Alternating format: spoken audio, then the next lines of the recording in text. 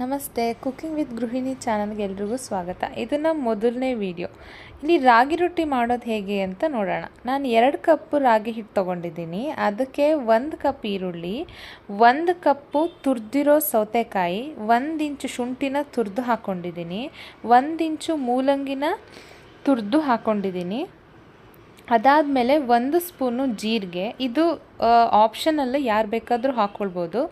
1 spoon ಉಪ್ಪು, 1 spoon ಸೋಂಪು ಹಾಕ್ಕೊಳ್ತಾ ಇದ್ದೀನಿ. ಇದು ಜೀರ್ಣ ಚೆನ್ನಾಗಾಗುತ್ತೆ ಅಂತ ನಾನು ಜೀರಿಗೆ ಮತ್ತು ಸೋಂಪನ್ನ ಆ್ಯಡ್ ಮಾಡ್ಕೊಂಡಿದ್ದೀನಿ. ಅದಾದಮೇಲೆ 2 ಟೇಬಲ್ ಸ್ಪೂನ್ ಎಣ್ಣೆ ಹಾಕ್ಕೊಳ್ತಾ ಇದ್ದೀನಿ. ಯಾಕಂತಂದರೆ ಹಿಟ್ಟು ಕಲಸಿ ಆದಮೇಲೆ ಸ್ವಲ್ಪ ಹೊತ್ತು ಬಿಟ್ಟು ಕೂಡ ರೊಟ್ಟಿ ಮಾಡಿಟ್ಟ ಮೇಲೆ ತಿನ್ನಬಹುದು. ಚೆನ್ನಾಗಿ ಮೆತ್ತಗಿರ್ಬೇಕಂತಂದರೆ ನಾವು ಎಣ್ಣೆನ 2 ಸ್ಪೂನು ಅಥವಾ 3 ಸ್ಪೂನ್, ನೀವು ಎಷ್ಟು ಹಿಟ್ಟು ತೊಗೊಂಡಿರ್ತೀರ ಅದ್ರ ಮೇಲೆ ಹಾಕ್ಕೊಳ್ಬೋದು.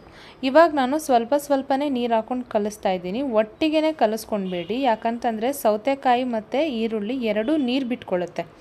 ಸೊ ಹಾಗಾಗಿ ನಿಧಾನವಾಗಿ ಅದಕ್ಕೆ ಸ್ವಲ್ಪನೇ ನೀರು ಹಾಕ್ಕೊಂಡು ಕಲಿಸ್ಕೊಳ್ಳಿ. ಒಂದು 5 ನಿಮಿಷ ಬಿಟ್ಟು ಕ್ಲೀನಾಗಿ ಉಂಡೆ ಕಟ್ಕೊಂಡು, ಒಂದು ಬಟರ್ ಪೇಪರ್ ಅಥವಾ ಹೋಳಿಗೆ ಪೇಪರ್ ಅಂತ ಕರೀತಾರೆ, ಅದಕ್ಕೆ ನಾನು ಕ್ಲೀನಾಗಿ ಎಣ್ಣೆ ಹಚ್ಚಿ ಇವಾಗ ಒಂದೊಂದೇ ರಾಗಿ ಉಂಡೆಗಳನ್ನು ತೊಗೊಂಡು ಅದರಲ್ಲಿ ತಟ್ತಾ ಇದ್ದೀನಿ.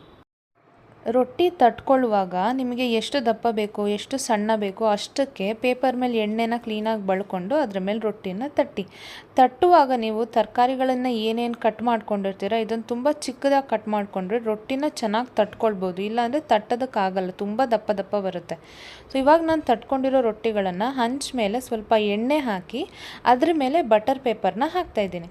ಎಲ್ಲ ಕಡೆನೂ ನಾವು ಕ್ಲೀನಾಗಿ ಅದಕ್ಕೆ ಹಂಚಿಗೆ ಟಚ್ ಆಗೋ ಥರ ಅದನ್ನು ಕ್ಲೀನಾಗಿ ಒಂದು ಸತಿ ತಟ್ಟದ್ಮೇಲೆ ಪೇಪರ್ ಆರಾಮಾಗಿ ರಿಮೂವ್ ಆಗುತ್ತೆ.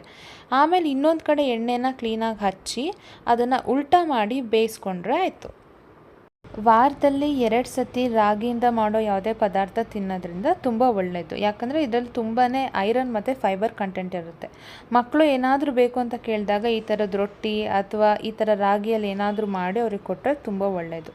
ಸೊ ಇದರಲ್ಲಿ ನಾವು ಚಟ್ನಿ ಮಾಡ್ಕೊಂಡಿದ್ವಿ, ಅದನ್ನು ಮಾಡ್ಕೊಂಡು ತಿನ್ನುವಾಗ ತುಂಬ ಚೆನ್ನಾಗಿತ್ತು. ನೀವು ಟ್ರೈ ಮಾಡಿ. ಸಾಮಾನ್ಯವಾಗಿ ಎಲ್ರಿಗೂ ರಾಗಿ ರೊಟ್ಟಿ ಮಾಡೋಕ್ಕೆ ಬರುತ್ತೆ. ಈ ಥರನೂ ಒಂದು ಸತಿ ಟ್ರೈ ಮಾಡಿ. ನಿಮಗಿಷ್ಟ ಆಗಿದರೆ ನನ್ನ ಕಮೆಂಟಲ್ಲಿ ತಿಳಿಸಿ. Thank you.